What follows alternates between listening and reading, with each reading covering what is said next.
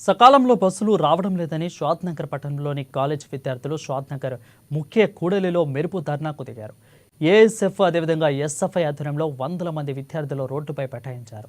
గ్రామంలో బస్సులు సకాలంలో వచ్చేట్లు చూడాలని ఎన్నోసార్లు ఆర్టీసీ ఎండీకి సమస్యను తెలియజేశామని, అయినా ఇప్పటి వరకు ఎలాంటి చర్యలు తీసుకోలేదని విద్యార్థులు పేర్కొన్నారు. ఇప్పటికైనా బస్సులు సరైన సమయంలో వచ్చేట్టు చూడాలని, లేకపోతే రాష్ట్ర వ్యాప్తంగా ధర్నాలు చేపడతామని హెచ్చరించారు. ఇక ఇందులో విద్యార్థులు, ఎస్ఎఫ్ఐ, ఏఎస్ఎఫ్ నాయకులు భారీగా పాల్గొన్నారు.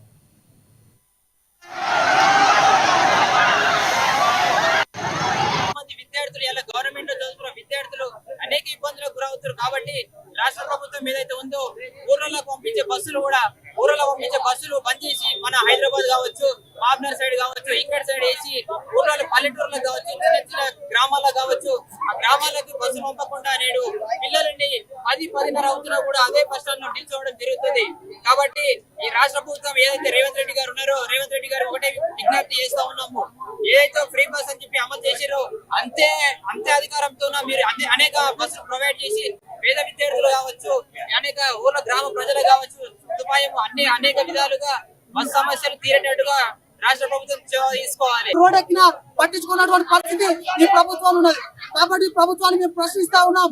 ఈ రోజు ఎవరైతే ఈ విద్యార్థులు కూడి ఈ షాద్నగర్ ముఖ్య కూడలిలో ధర్నా చేస్తున్నారో, ఒక్కొక్క విద్యార్థిగా మేము లీడర్ గా మేము మాట్లాడాల్సింది ఒకటే, ఏంటంటే ఇక్కడ ఉన్నటువంటి ప్రతి ఊరికి మీరు బస్సులు నడపాలి, అక్కడ ఉన్నటువంటి విద్యార్థులకు మీరు సమయానుకూలంగా బస్సులు నడపాలి.